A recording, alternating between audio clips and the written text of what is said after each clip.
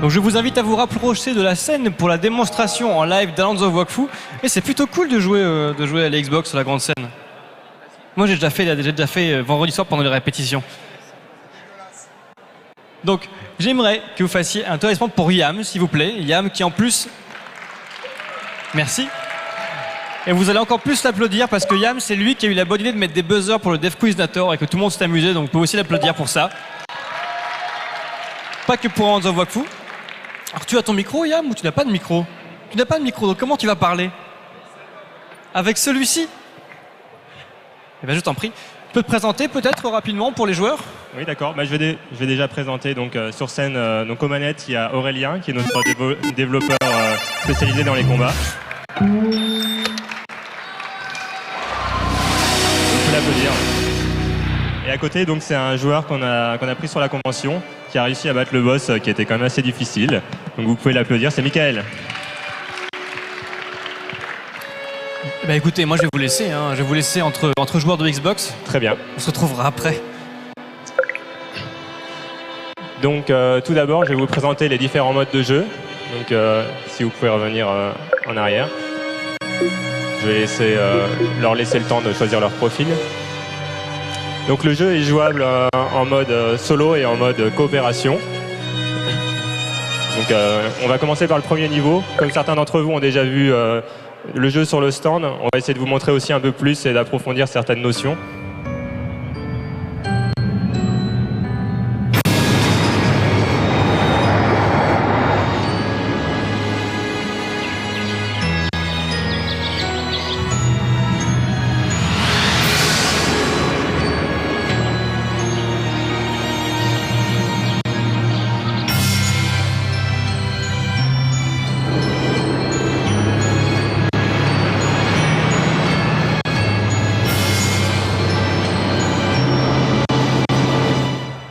Donc au niveau de l'histoire, ça se situe 10 000 ans avant Dofus.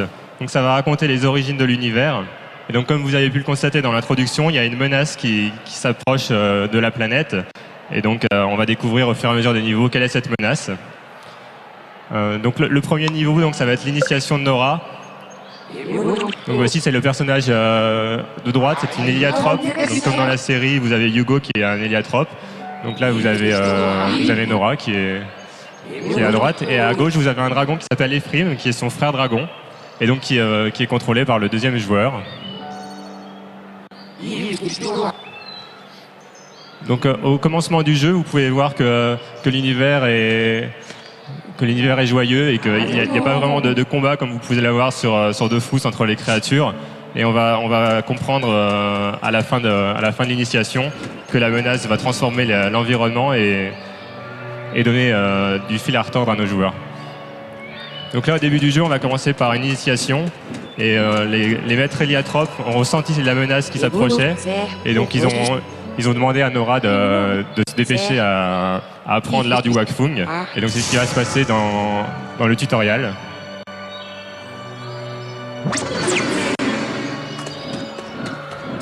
Donc là, au début du jeu, on va récupérer un élément très important, qui est aussi important dans le background de la série, donc c'est un héliacube. Donc chaque héliatrope récupère un héliacube lors de son initiation, et donc ça va lui permettre de moyens de communication entre les héliatropes. Et à l'intérieur du jeu, ça va vous servir d'inventaire pour voir les sorts que vous avez achetés et également connaître l'objectif en cours, par exemple.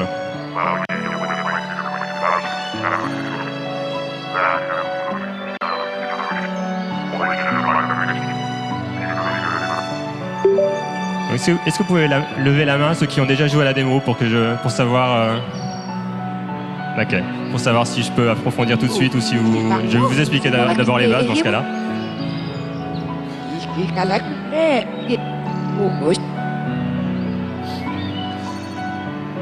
Donc je vais vous montrer le menu de l'héliacube. Donc si Aurélien, tu peux le lancer.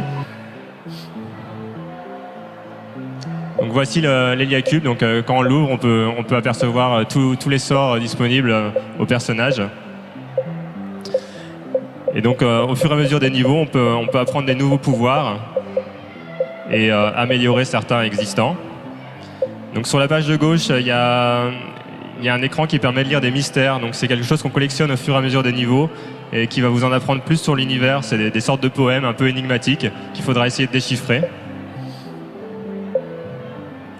Et donc sur le dernier écran, c'est là où vous pourrez consulter votre score et également voir les objectifs en cours, les statistiques, des choses comme ça au niveau du jeu. Donc on va continuer à travers le niveau 1. Donc là, vous voyez qu'il y a des objets à ramasser dans le monde. Donc là, c'est une larme de déesse et elles sont cachées un petit peu partout dans des objets à détruire ou derrière des cachettes secrètes. Donc vous voyez que c'est un jeu de combat donc en temps réel, contrairement à Dofus. Et il y a des éléments de RPG quand même dans ce jeu qui sont visibles à travers des NPC auxquels vous pouvez parler, qui vous racontent une histoire assez riche. Et également à travers donc la complexité des pouvoirs et le fait qu'on puisse en acheter des nouveaux. Donc Balthazar nous explique en fait les deux personnages sont très liés. Donc vous pouvez voir en haut à gauche ensuite qu'il y a une jauge de vie qui va apparaître. Et donc à 2 joueurs, cette jauge est partagée. C'est-à-dire que si un des 2 joueurs se fait attaquer et perd de la vie, le deuxième joueur en subit également les conséquences. Donc il faudra vraiment faire preuve de beaucoup de coordination quand on joue en coopération.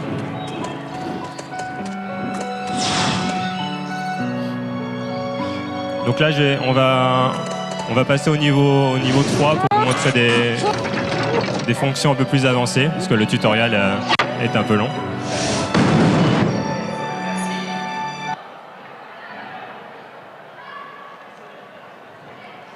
Donc dans ce niveau, nous allons apprendre à quoi servent les fleurs. Donc c'est des fleurs de Wakfu, des magnolias. Donc c'est un élément essentiel du jeu, donc qui sert à la fois pour le score et pour récupérer des points de miel qu'on peut dépenser pour acheter des nouveaux pouvoirs.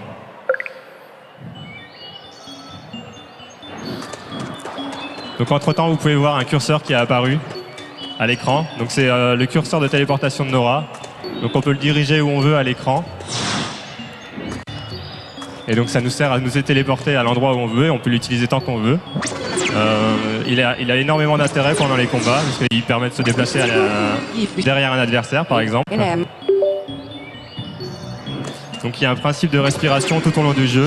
Donc toutes les créatures de l'univers sont composées de Wakfu.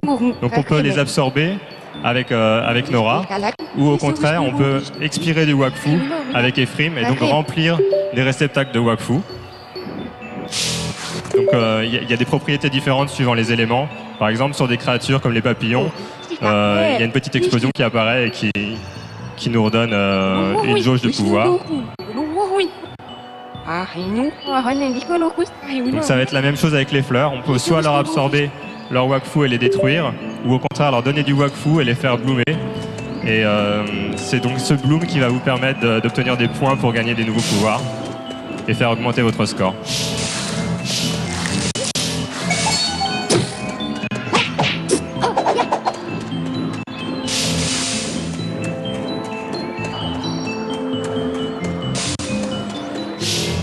Il y a des petites gelées aussi sur le décor. Je ne sais pas si vous en avez vu. C'est des petites gelées blanches comme celle-ci.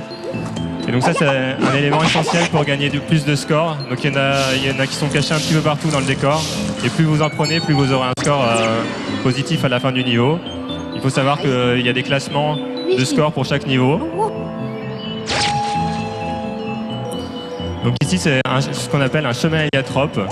Donc c'est une autre façon de se téléporter à travers des chemins connus de seuls les héliatropes. Et donc là, il y a un mini-game où il va falloir faire une séquence de boutons spéciale. Et ça permet de traverser le niveau d'une autre façon.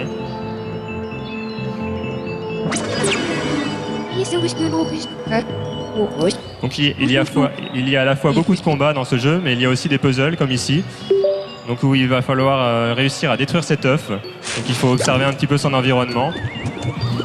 Donc là on s'aperçoit qu'il y a une dragodinde qui est capable de ramasser un gel de Wakfu. Si on la frappe au bon moment, on réussit à faire détruire, à faire tomber ce gel proche de l'œuf. Et donc Ephraim est capable de le faire exploser. Et donc de réussir le puzzle.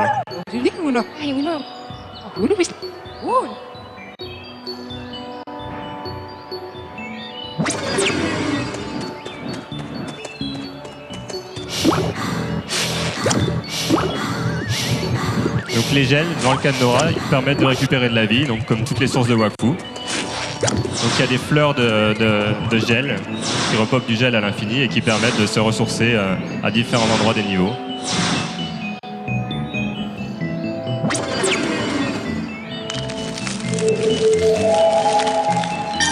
Encore ici une fleur très spéciale qu'il va falloir bloomer pour continuer l'aventure.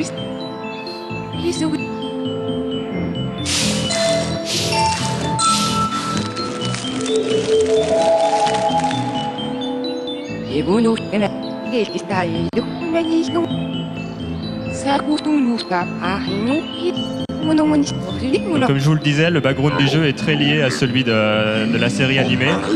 Donc là où vous commencez à avoir des premiers dialogues de Grog Aloragran, que vous avez pu découvrir dans la saison 1. Donc c'est un dragon qui vit encore à cette époque-là. Et donc on va interagir avec lui, on va comprendre comment il a réussi à sauvegarder l'œuf de Hugo. Et quel était le rôle de Nora dans cette épreuve.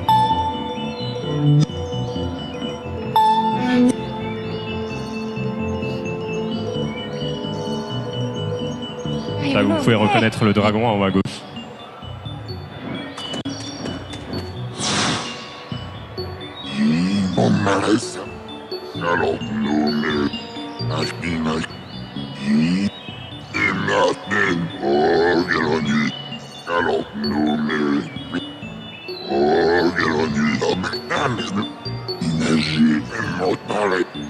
Donc en fait, le dragon vous explique qu'il faut aller sauver un œuf, l'œuf du roi, qui est entreposé.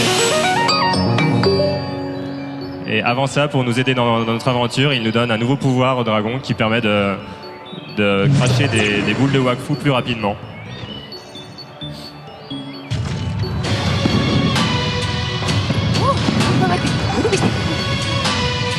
Donc la fameuse menace que vous avez vue dans l'introduction commence à arriver, donc il y a des premières météores qui vont commencer à tomber. Et donc là le jeu commence à changer, donc on va voir qu'à partir de ce moment-là, l'univers est beaucoup plus sombre et la difficulté va commencer à augmenter.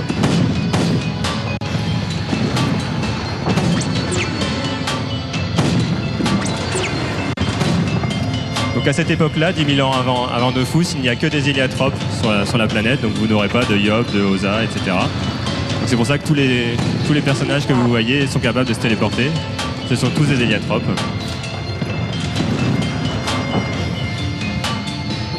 Il y a des premières fleurs roses qui commencent à apparaître, avec des couleurs roses et violets. Donc pour ceux qui ont vu la série, ça leur fera penser à la Stasis. Donc ici il y avait un magasin, si vous pouvez l'ouvrir. Voilà. Donc ça c'est un magasin qui permet d'acheter des nouveaux pouvoirs. Donc c'est justement lié directement à l'Héliacube qu'on plug dans cet objet et qui permet d'acheter des upgrades à travers les miels de Wakfu. Donc là ils ont acheté le super crachat rapide.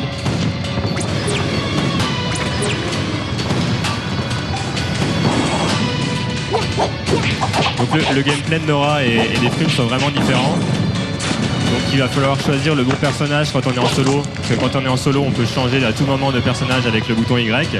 Donc par exemple, si vous voyez les fleurs, il y a une sorte d'aura violette où il va falloir utiliser absolument le dragon car sinon Nora prendrait des dommages au corps à corps.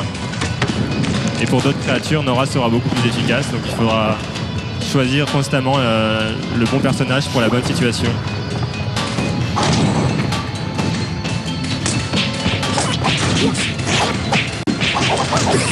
Vous pouvez voir la jauge de tir en bas à gauche, donc c'est pour voir les pouvoirs spéciaux de Ephraim.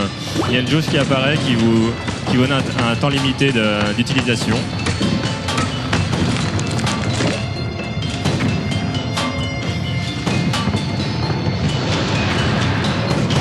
La Grog Aloragran leur ouvre le chemin.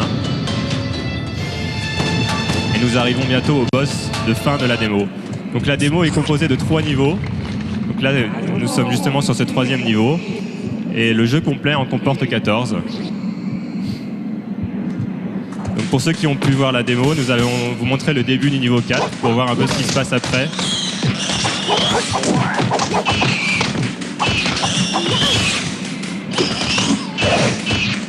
Vous pouvez vous apercevoir que les combats commencent à être de plus en plus compliqués.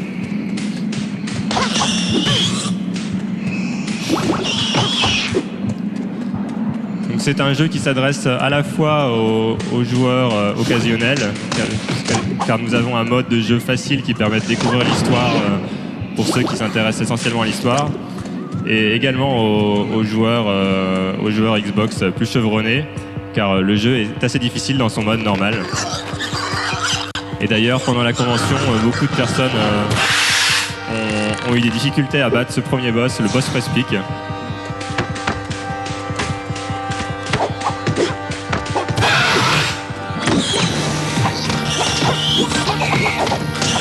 Donc les boss sont composés de plusieurs phases en général. Donc il y a des périodes d'invocation, d'autres où il faut uniquement esquiver ses attaques. Donc le boss Press Pick est un bon exemple. Par exemple là il a invoqué une troupe de Press Pick pour lui venir en aide.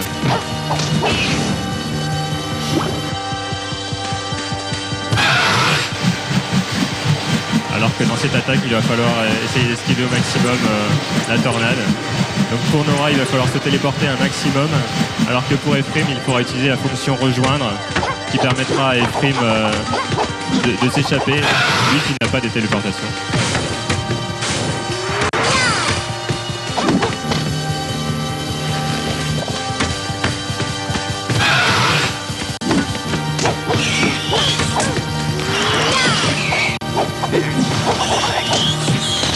Vous pouvez vous apercevoir d'un pouvoir de Nora, c'est ce qui s'appelle le spin. Nora tourne sur elle-même et déclenche une vague, une déflagration autour d'elle pour tuer des groupes d'ennemis. Comme voici.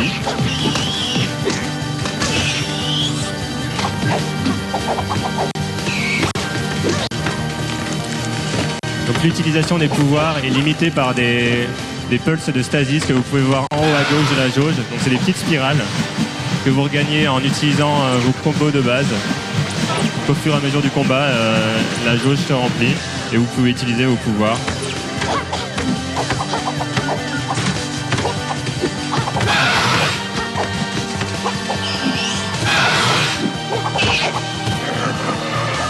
Voilà, c'est facile mais c'est deux joueurs très chevronnés.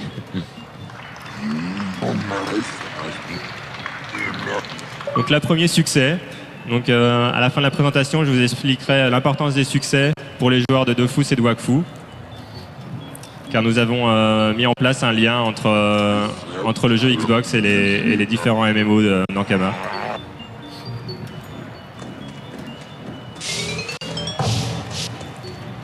Donc il y a des stèles tout au long de l'aventure comme celle-ci, où Ephraim doit souffler pour les remplir alors que Nora doit les vider, qui permettent de déverrouiller des passages ou des éléments. Et donc ici nous récupérons le Dofus du roi, qu'il va falloir protéger au péril de sa vie.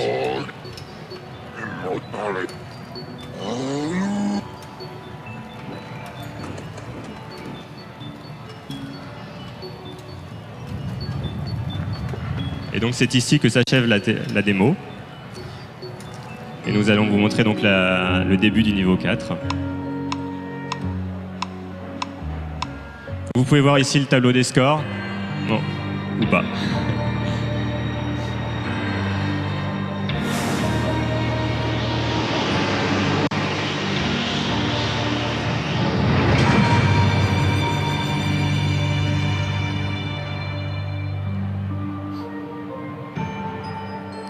Donc le météore a fini par s'écraser sur la planète et une créature gigantesque en sort. Donc vous allez pouvoir l'apercevoir.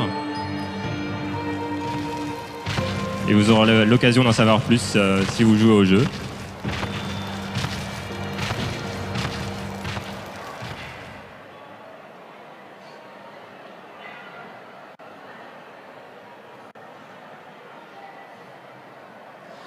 Donc il y a des citations de différents personnages du jeu pendant les loadings qui en apprennent plus sur l'univers. Pour les fanats de background, il y a énormément de choses à apprendre. Vous voyez, là il y a Grug Aloragran qui explique certains phénomènes vis-à-vis des Rosen.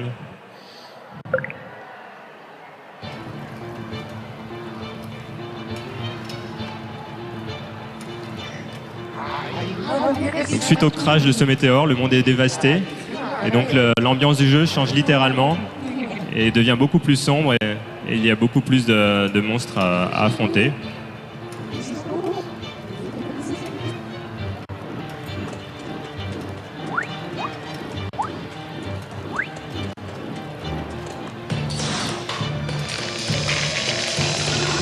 Ça c'est encore une rosaine, il y en a différents types qui ont différentes propriétés. Celle-ci en fait vous bloque l'écran, donc tant que vous ne l'aurez pas détruite, vous ne pourrez pas avancer plus. Alors que les rosaines que vous voyez, les plus petites rosaines sont des rosaines kamikazes qui explosent à votre contact.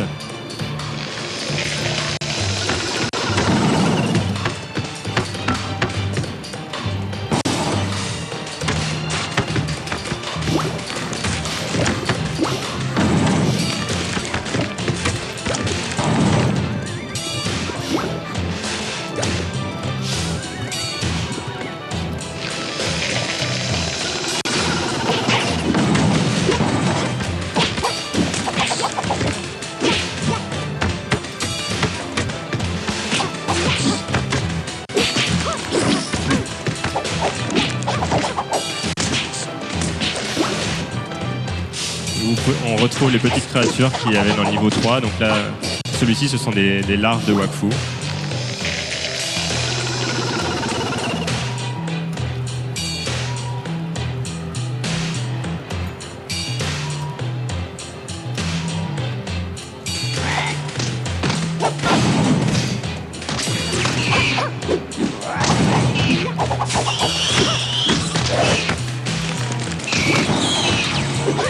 Donc à la fin de ce passage, nous allons arriver à un niveau un peu plus plateforme.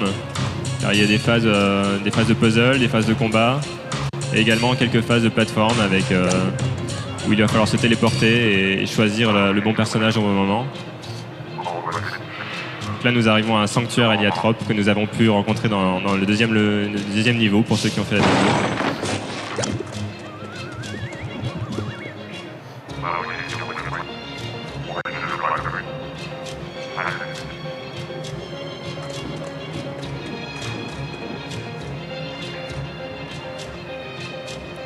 Donc on retrouve les fameuses stèles Héliatrope et les stèles de dragon. Ah, mais la première phase de plateforme était un échec pour notre ami Héliatrope.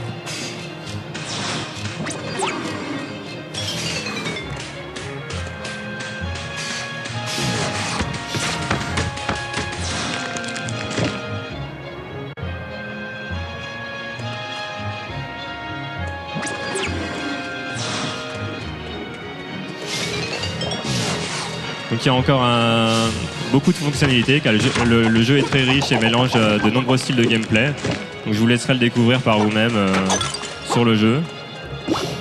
Nous n'aurons pas le temps de tout expliquer durant la démo.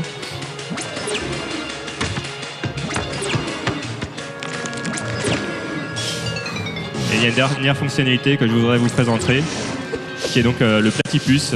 Donc on parle beaucoup du platypus, que ce soit la peluche qui est disponible sur le stand, le familier qui va être dans Wakfu, dans Dofus, et donc tous les joueurs se demandent comment obtenir ce fameux platypus. Donc il est disponible aussi dans le jeu en tant que familier de Ephraim, le dragon. Et donc on le récupère à partir du niveau 8. Donc pendant les 7 premiers niveaux, vous ne pourrez pas l'utiliser. Mais une fois que vous l'aurez débloqué dans le niveau 8, vous pourrez recommencer le jeu avec ce platypus et accéder à des zones secrètes. Donc là, c'est un personnage très important que vous entendrez parler bientôt pour ceux qui suivent la série. Et nous allons donc lancer la vidéo du platypus pour vous expliquer. C'est un trailer qui n'a pas encore été diffusé, qui met en jeu le platypus et qui explique les différentes phases.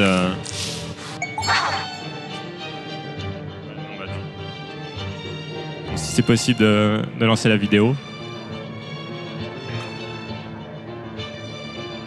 Le platypus est plus mignon.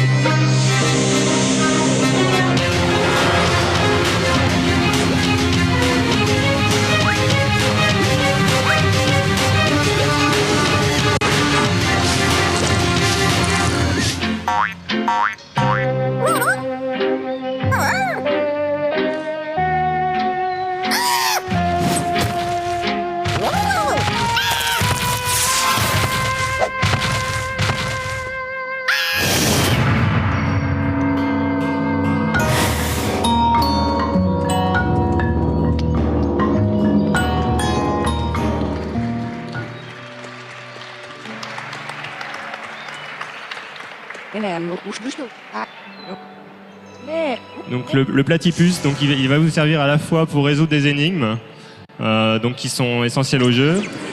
Il y a également beaucoup de passages secrets qui demandent à utiliser le platypus. Il y a des petites trappes donc, qu'il faut trouver dans les niveaux et qui vous donnent accès à des mini-games spéciaux. Et vous pouvez également utiliser donc ce familier. Donc là on est en train de refaire le premier niveau pour vous montrer un exemple.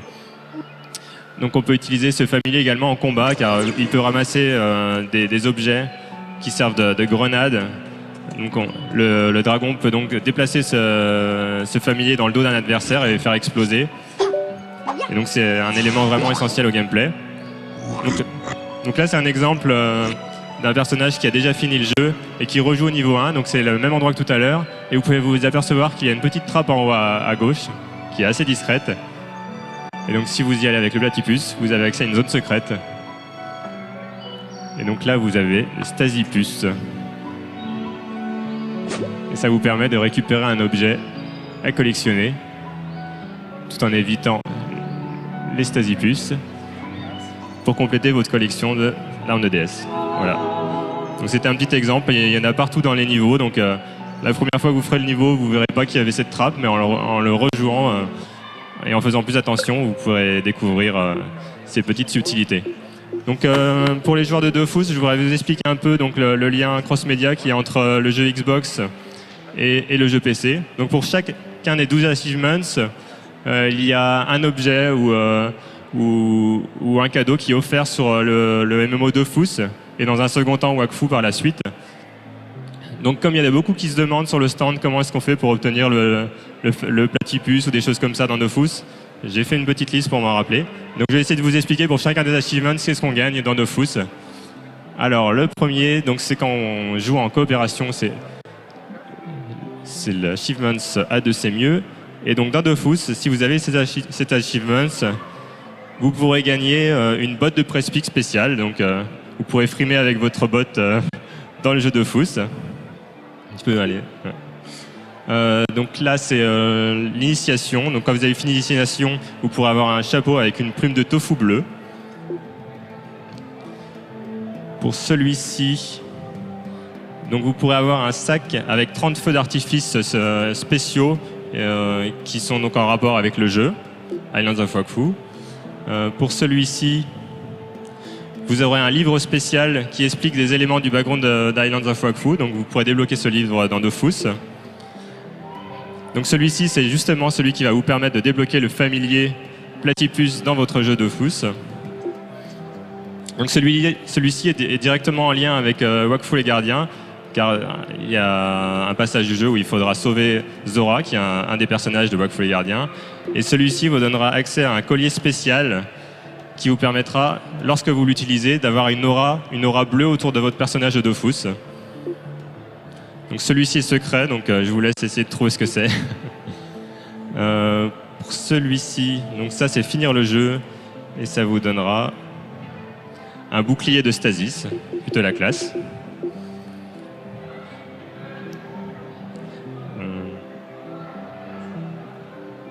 Donc pour celui-ci, c'est un sac à dos spécial que vous pourrez porter dans Dofus et qui vous donnera un familier suiveur qui est en fait une petite abeille qui se trouve dans notre jeu qui s'appelle Bibi. Et donc lorsque vous mettrez votre sac à dos, il y aura Bibi qui vous suivra tout au long du jeu.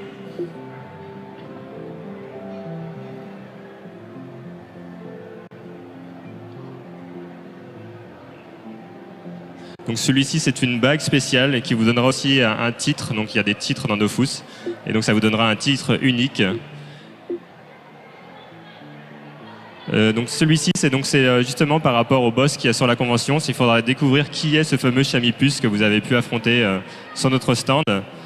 Et ça vous donnera un masque de platypus que vous pourrez porter dans le jeu Dofus. Et pour le dernier,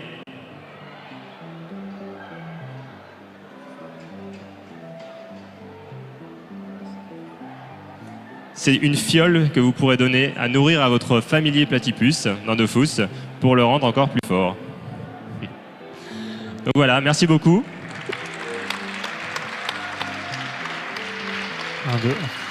Donc le jeu sort le 30 mars pour 1200 points pour ceux qui ont une Xbox. Et donc peut-être à bientôt sur le Xbox Live. Merci. Merci beaucoup à vous.